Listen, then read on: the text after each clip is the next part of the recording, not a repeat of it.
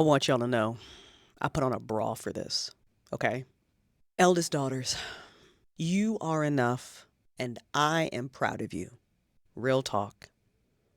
And if you are already triggered, you are in the right space. You are in the right space. This is gonna be the podcast for you. I'm gonna move this back because I move around a lot when I talk, and I don't want to vibrate the camera. But if you're listening to this and you're not watching this, then you don't know what I'm talking about. It's fine. Hang on. All right, that should be better because we're gonna get real cozy here. Get yourself an adult beverage and let's get into it. Episode 1. This absolutely could have been an email, but we're gonna get into it anyway. My name is Crystal Storm. That is actually my name. I am a biracial, bisexual, 44-year-old Gen X millennial, born 1980, and this podcast is for the eldest daughters, like myself. This is not for our parents. So if you are the parent of a Gen X millennial, you don't be here. Don't be here. Don't read the comments. This isn't for you. I'm telling you right now, this is not for you. This is for the eldest daughter specifically. This is very super duper niche, okay? I've been in the podcasting space for a really long time. Like back in the day since like Blog Talk Radio used to be free and you could do all kinds of stuff on it. And I've done all kinds of podcasts. I've done literally just all kinds. And I wanted to do this one because I wanted to voice out some things that I am currently going through because I always like to try and help others. And that might be an eldest daughter thing. I don't know. We're unraveling all kinds of shit here, you guys. And I wanted to share it, and I hope that we can find community because building community is so important. And I know that I was talking to my therapist when I get to go, and we were talking about family and how we're kind of redefining that, right? And you know, she made the comment that the eldest daughters are not okay. And that's, I know that nobody's really okay right now, especially it really doesn't matter where you live. Like, you're not okay. Like, your levels of okay are probably like mad fluctuating. But this is specifically for eldest daughters who are not okay. Coffee. So in this first episode that absolutely could have been an email, I just wanted to introduce myself and talk a little bit about what we're going to talk about here so you don't jump into this and then you find out something about me and then you're like, oh my God, I can't believe I've wasted 18 episodes listening to her talk when she's blah, blah, blah. So I'm going to just get real clear and real honest, and then we're just going to jump right into it and we're going to figure this out as we go along. I ramble a lot. I do have notes. And I hope you find something here. I hope you find what you're looking for: space, healing, being triggered the way TikTok triggers me every time I open up that freaking app. So let's just jump into it. Basically, you guys are going to have to get really cool with a lot of weird shit really quickly. Like, really quickly. Also, I took my glasses off because I know that the glare can be distracting, but that means I got to make this font fucking bigger in this Notion. So hang on. I might have to put my glasses back on. Y'all might have to just deal with the glare. You know what? Fuck it. I'm putting them back on. That's so much better. Put headphones on because I say the F word a lot. That was your warning. I have a potty mouth.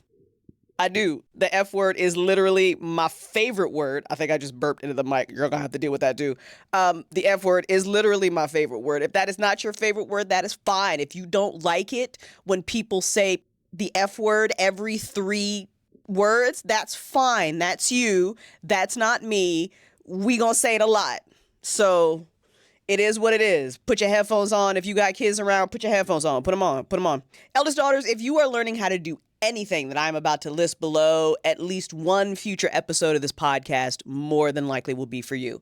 And I don't really have a great idea about format yet. Long form, short form is going to be a little bit of both because I got a story to tell y'all that'll probably be like an episode 1.A that my partner did to me last night that literally like attacked me and healed my inner child. And I want to tell y'all about it because it'll probably attack and trigger you. So you're welcome. So let's go. I am currently navigating how to set boundaries and how to speak up for myself and the reality of protecting your peace and what it costs you. And I think that is particularly hard for eldest daughters because, look, here's what I know. I know that my mother loves me 1,000%. I know that she did a better job with me and my siblings than was done for her. I think it is remarkable, knowing what I know about how she grew up, that she was the type of parent that she was at all. Like, hands down, like dead ass. We're saying that now because I just like dead ass. But that doesn't mean that it was enough for you. And I think trauma and growing up really teaches you how to have opposing thoughts, which is, I feel like, is so hard in today's discourse and dialogue. Like, people can't hold opposing thoughts in your head. And having trauma really teaches you how to do that. It teaches you, whether you want it to or not, it teaches you how to be like, oh yes, this person was all these wonderful things for me, but also caused harm. A lot of times your brain doesn't know what to do with one or the other. And I know for me as an eldest daughter, you're expected to take it. You're expected to forgive. You're expected to roll with the punches and take the punches and just be the guinea pig or whatever. Like, you're just expected to. So I am currently deciding that that is not the relationship I want. And that is a very scary place to be in, because standing up for yourself in that way and saying, hey, this is not the relationship I want. I do want us to have a relationship, but I want us to have a better one. I just don't know what that relationship looks like. I don't. I have no idea. I have no idea how to have this healthy, familiar relationship that is based on one of love and mutual respect and boundary setting and talking to each other kindly, which is wild because I have an extremely healthy relationship with my partner where we do have those things. But when it comes to like familiar relationships, it's like just this slightly toxic, chaotic. We're going to talk about it. So that's some of the shit that we're working on. But it's I'm at the stage where I've set the boundary, but I don't have the solution yet because I got to work that out in therapy. And that's been really hard because I'm kind of in a no contact situation. And that's every day that passes, you think about it, it weighs on you. You know, you feel like it's your fault. We could do a whole episode on that. But anyway, we'll get into it. All I'm saying is protecting your peace isn't free. It's not free. It's not free. We're going to talk like what it looks like to communicate anger and needs in a healthy manner that doesn't involve screaming and smacking. What does that look? I don't know. We're going to talk about that. Hey, eldest daughters, guess what? It's okay to take up space. You're allowed to do that. You are allowed to take up space and express your feelings and be human and not perfect. I know. Wild words coming out of my mouth right now. Wild words. We're going to talk about how to define success your way. And we're going to talk about feeling alone in your ambition. We're going to talk about the need for approval and what's healthy and what's not, especially if you're a creative like me. Spoiler, I don't know.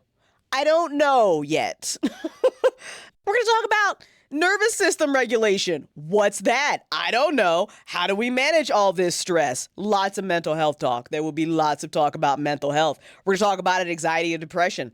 I had my first anxiety attack at 38 and did not know I was having an anxiety attack. If you ever had an anxiety attack and you did not know that you were having an anxiety attack, I thought I was dying. I literally just thought I was dying. I thought I was just having a heart attack. And anxiety has been with me ever since. She's great. I love her. So you remember how I said that you needed to be real cool with a lot of weird shit really quickly? We're going to get in the weeds.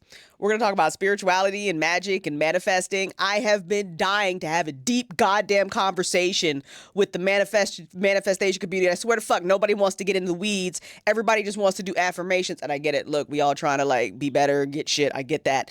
But you know, sometimes you take a gummy and you have deep thoughts. Okay. And I want to talk about my deep thoughts. All right, we'll get into it. We're going to talk about being a late bloomer and, you know, finding out late in life that you've got ADHD and being mad about that too and wondering how different your life would have been. But I don't think in my case it would have helped me at all because is Blaine, where, you know, when we grew up, I don't think there was a lot of like help for those of us with ADHD, not like there is now. And I know that even the help now isn't that great, but it's better than it was. But, you know, so I don't know if that would have helped me at all, knowing that I had ADHD or having that recognized. They probably would have just, you know, I would have got the same treatment, just fucking deal with it. Anyway, we'll get into it. You know, some topics will be really heavy. I know we all got trauma here. I know the majority of us are probably #MeToo.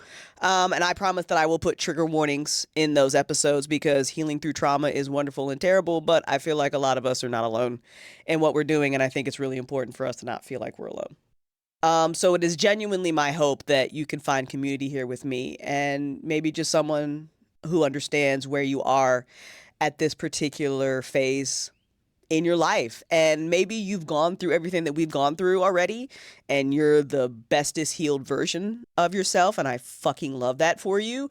And please share your wisdom with the rest of us down into the comments. Please, when you go, make sure you got a good therapist. Don't give us no bad therapy advice. But if you got good therapy advice, please put that shit down in the comments on the appropriate episodes as well so we can all heal together.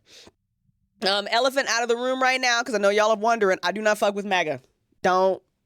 No. Stop it. Stop it. We'll get into it because I, like many others, have some motherfuckers in my family who are on this shit train. Why is it? For me, it's the stepfathers. And I don't know what the fuck to do about that because I'm pretty much done. But I can only be so much done. Like like there's only like so many boundaries you can set at one time. But I'm also tired of the harm and I'm also like just over it. So I know for me, like when I'm ready to deal with a trigger, trauma, wound, whatever, I just start thinking about it. Like my compartmentalizing box will be like steel. And then when somewhere inside of me is ready to tackle that thing, it will just start popping up and popping up and popping up. I'll be like making a sandwich and it'll be like, hey. And that's when I know that it's time for me to deal with it. So I'm at that stage too, but I'm also very tired of dealing with all the things. And lately everything has felt like too much all at once. But I'm still here, so I guess it's not too much. But you see the memes where you're just tired of being strong, like you just don't want to be strong anymore. You just want to be soft girl. That's what me and my partner call it. Like when we're trying to be like, when we just don't want to be like tough today, we just want to be soft girls. Like you just want to be like, I don't want to be tough anymore. I'm so tired of being tough and strong. And I'm not going to cry this fucking podcast. Maybe the next one, not the first one. I just don't, because I'm tired. It's tired. Anyway, but that'll be like a whole therapy session. But listen, here's what's going to piss a lot of people off. Democrats be pissing me off. Democrats be straight up pissing me the fuck off, especially our elected officials. And with some people in the Democratic Party, I was watching a really awesome video yesterday from a lady on YouTube. I'll link her down in the description because I think her video was very succinct, and she said it better than I ever could. And she is talking about how like the problems in this country were not going to be fixed by one singular election. And I need Democrats to understand that, because what I think is happening right now, which is unfair, and I feel it too. So it's like we who lean, Democrat, liberal. I know there's a difference between liberal and leftist and blah, blah, blah. We'll get into it. We were okay with certain harms being caused because they didn't directly affected us. And we just thought that this was the price of democracy. And now these harms are being caused on a much larger scale, and they're coming closer and closer to our door. So now the panicking is happening, and now that we're feeling it, when meanwhile, immigrants and disabled people and, brown and black people have been going through this forever. And now that it's kind of there's a damn spider on my wall. And now that it's kind of, affecting all of us so much, it's scary, and we should be scared because we are watching things collapse. But I was of the mindset that they needed to. Obviously, we don't want anybody to get hurt, and I am not unaware of the massive amount of suffering that is going to be caused. But I don't think voting for Kamala Harris could have prevented this death. It would have just slowed it down. Obviously, we would not be quite in the space that we are, but to live under that magical unicorn umbrella that everything would have just magically have been better. I need y'all to get out of fairy tale land. And I love fairy tales and I love magic, but that is so fucking unrealistic. We are just at the point in this country where things have to change. They have to be rewritten, redone. We need to figure out what it is we want and what it is we're willing to accept and the community that we want to build. And we have to stop pretending that the only way to fix things is voting. I'm not saying voting's not important. I'm saying it's not the only way to fix things. And I'm also saying I don't want two parties. I want multiple parties. Okay. I'm tired of people telling me that if I vote independent, I'm throwing my vote away. Go fuck yourself. I'm tired of a system like that. I'm tired of a lot of things. And I know a lot of us are too, but this idea that, just this whatever. Anyway, we'll talk about it. So no, I didn't vote for Kamala, y'all. I didn't. I actually didn't vote in this election. In 2020, I voted for Biden because I was absolutely fucking done with Trump, and I felt like I needed to make a statement that I was absolutely done with Trump. So I played the little fucking game that I don't like playing. But this round, I sat it out. I said it one because Hannah and I had just moved into Texas and we hadn't gone through the whole process of doing the voter registration thing. So it was just like there was a lot personally going on and I wasn't that enthused anyway. I was like, I'm fucking done with y'all. So I did. But if I had voted, I would have voted for Claudia Dela Cruz. That's where my vote would have gone. If I had took the time to do the voter registration, I would have voted for her. I would not have voted for Kamala. I wouldn't have voted. So listen, if that makes you feel a certain kind of way, if you're just mildly disappointed, you can stand in line behind my mother, who is big disappointed.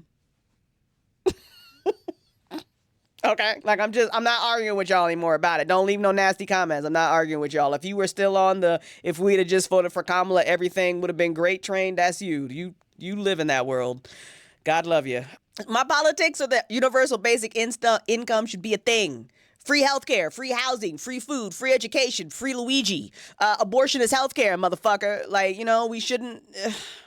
I think that you can believe that scarcity and poverty is a mindset, but also live in the reality that systematic racism is a fucking thing and that the deck is absolutely stacked against you if you're not a cis white male. And I personally think that's one of the reasons why magic is so important. I told y'all you're going to have to get real good, real comfortable with weird shit really quickly, but we'll get into it. No, I don't think that we could just cast a massive spell and fix this, but if we could, that would be great. So if there are some witches out there who know about some spells that we could just cast to fix this real quick, what are y'all waiting for?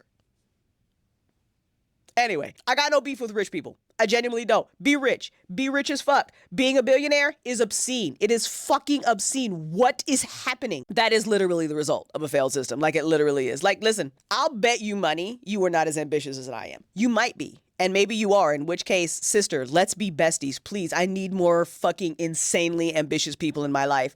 But listen, here's what I did. I wrote down every fucking bougie thing I wanted. Like, I went nuts. Like, I did a whole lifestyle budget. I calculated, like, how much money I would need to have in the bank with a 3.5% return to, like, support my bougie-ass lifestyle. And I went bougie as fuck, y'all. Like, I went bougie as hell. Not even close to $1 billion. Not even fucking close. Not even close. Not even fucking close to $1 billion. Being a billionaire is insane. Some rich people are out of control. Out of fucking control. Y'all need to go to therapy and hear your inner child so you stop acting like that. It's wild. I challenge you to do that for yourself. It's really fun. And then you'll realize how, like, obscene some rich people are. Like, it's ridiculous. Like, I literally did the math. I was like, here's everything I want to buy. Here's how I want my ideal lifestyle to be. Here's everything I want to have the freedom to do, help people, my business, take care of my family, my friends, blah, blah, blah, blah, blah, blah. Not even close to $1 billion. Not even fucking close. I don't even think I needed $500 million, to be honest. Even in I think I was like at 400 million, and that's if I wanted to, like, give an obscene amount of money to, like, friends and, like, solve some, like, world problems or whatever. I was not even at 1 billion. I wasn't even close. Y'all. So, whatever. Be fucking rich, but let's calm down. I have fully stepped into calling myself a witch. I love being a witch. I do. I love this for me. I've got a lot to learn. And I've been diving into spirituality and all this fun stuff for a while now. I love talking about all that woo-woo shit. I grew up Roman Catholic. Yeah, I went to Catholic school and everything, y'all. You ever, like, for the Roman Catholics out there, like, we grew up Roman Catholic and we did the rituals and stuff. And then you ever have a moment one day where you're realizing, like, the ritualistic nature? I lost my thing. Hang on. You ever realize the ritualistic nature of being Roman Catholic, and then you think about what you did, and you're just like, what the fuck? You ever had that moment? Because you know how, like, you go up there, everybody gets in the line, and you do the body and the blood, and then you're just like, just like looking around like, yo, we did what? I did what every Sunday? You be like worried that you, like, signed some, like, weird ass. Anyway, Listen, I have a lot of wonderful friends who identify as Christian. So listen, if you fuck with Jesus, I got no beef with you unless you are being a hateful twat. Sky Daddy does not hate gay people. You do.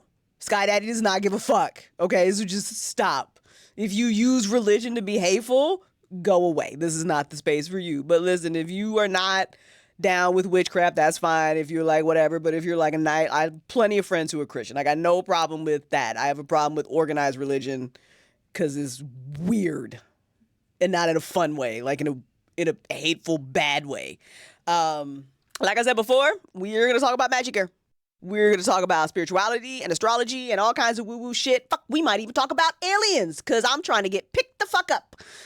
And I have a fascination with crop circles. I am a Scorpio sun, Capricorn, rising Aries moon. All the astrology girlies are probably not surprised by anything that I've just said. Palestine should be free.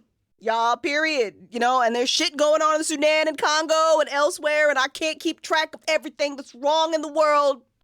Stop it.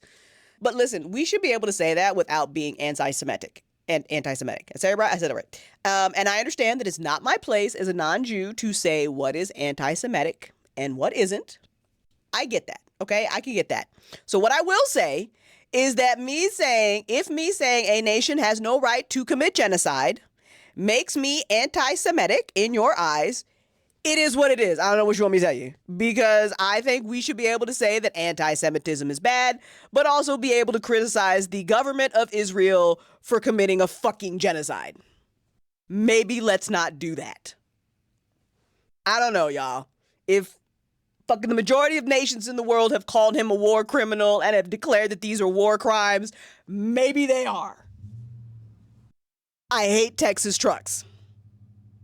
And then they just idle. They just sit behind you and they just idle for 20 hours in their loud ass fucking truck. My partner is a wonderful woman who I am deeply in love with. 7 years. I think we've been together for 7 years. It's adorable. Like, we don't do dates, so we've got like pinned messages in Discord so we can both remember like when the fuck our anniversary is. It's the best relationship I've ever been in. There is a 17-year age gap in our relationship, which is fucking wild. And for all you motherfuckers who've already pulled out a pen and paper, you want to make sure I'm not grooming a motherfucker. I'm not. She was 20 and I was 38 when we met. And then we got engaged in 2021. We're not married yet because we want to do our ceremony our way. And life's been a big, what the fuck moment for like the last couple of years. Y'all, I've never in my life dated a younger woman or a younger man. Like I've always dated kind of like, within my age circle. So it's wild to be in one of the healthiest relationships I've ever been in. And I've had a failed marriage. I was married before her and then was single for 10 years because you know how dramatic us Scorpios are. And yeah. And then this fucking hoochie just came into my Twitch stream one day and then, shit just happened and it's amazing. It's literally one of the healthiest relationships I've ever been in. It's fucking lovely. And we put rings on it and stuff and moved in together immediately like proper lesbians. So it's fucking wonderful. It's fucking wonderful. So that's all I can say about it. I mean, I can say a lot more about it actually, because it's fucking wonderful. And I got this face on because she like triggered me last night, and I'm gonna tell y'all about that in a different episode. But she in a, like a good way though, and like the best way. Like, you ever have like as eldest daughters, as we go through this journey, are you tired of finding out places where you're bleeding? And that's the only way I can think of it, was like you like uncover a wound and you're like, oh, this is the last one. I've got this. Okay. I didn't know that I was bleeding right here and I found it.